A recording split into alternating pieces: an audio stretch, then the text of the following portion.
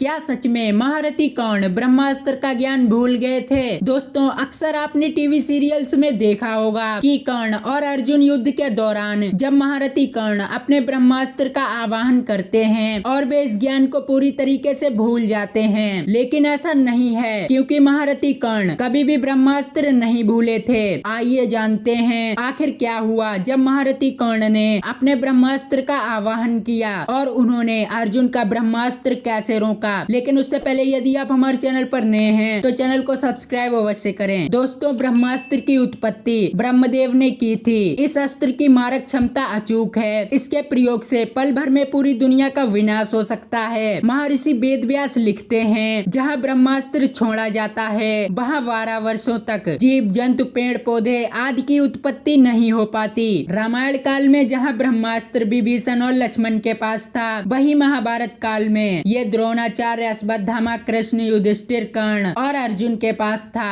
अर्जुन ने इसे द्रोण से पाया था। वहीं इसके अलावा कहा जाता है कि अर्जुन को ये अस्त्र इंद्रदेव ने भेंट किया था। और दूसरी तरफ महारथी कर्ण थे, जिन्हें ब्रह्मास्त्र का ज्ञान भगवान परशुराम से प्राप्त हुआ था। लेकिन परशुराम ने ब्रह्मास्त्र और अपने सभी दिव्यास्त्रों के साथ कर्ण को श्राप दे दिया था कि जिस समय तुम्हें मेरे द्वारा दिए गए दिव्यास्त्रों की सबसे अधिक आवश्यकता होगी, उस समय तुम इस ज्ञान को पूरी तरीके से भूल जाओगे। वहीं महाभारत युद्ध के 17वें दिन महारथी कर्ण और अर्जुन आमने सामने थे। दोनों में प्रलंकारी युद्ध चल रहा था। कर्ण अर्जुन के सभी दिव्यास्त्रों को काटते जा रहे थे। अर्जुन का कोई दिव्यास्त्र महारथी कर्ण को भेद नहीं पा रहा था, जिसके चलते भगवान श्री कृष्ण चिंतित हो गए और उन्होंने अर्जुन से कहा, हे पार्थ, कर्ण पर ब्रह्मास्त्र का संधान करो, क्योंकि श्री कृष्ण को पता था कि महारथी कर्ण अपने दिव्यास्त्र भूल चुका है। तभी अर्जुन कर्ण पर ब्रह्मास्त्र छोड़ते हैं, लेकिन कर्ण उनके ब्रह्मास्त्र को अपने ब्रह्मास्त्र से काट देते हैं। ये देखकर अर्जुन हैरान रह जाते हैं। तभी अर्जुन कर्ण पर दोबारा ब्रह्मास्त्र चलाते हैं। इस बार महारथी कर्ण उनके ब्रह्मास्त्र को